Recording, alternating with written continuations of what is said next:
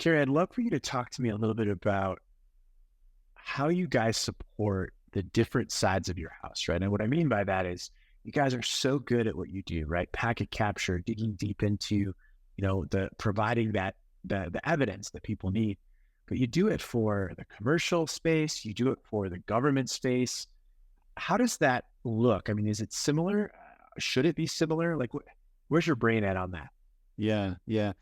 Uh, it should be similar, and in a lot of cases it is, but quite often we see that there's some big gaps. Um, so not everybody is able to afford not the budget, but it's the expertise to really drill into the cybersecurity incidents in the way that some of our big customers do. Having a team that can really investigate and go deep is paramount to really digging in.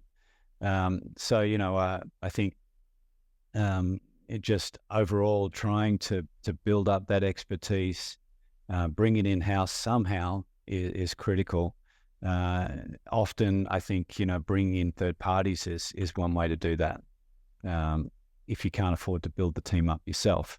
So having access to that expertise and then surrounding that expertise with the right tools and evidence so that they can move quickly through all of that, I think is what's probably not consistently done throughout our customer set.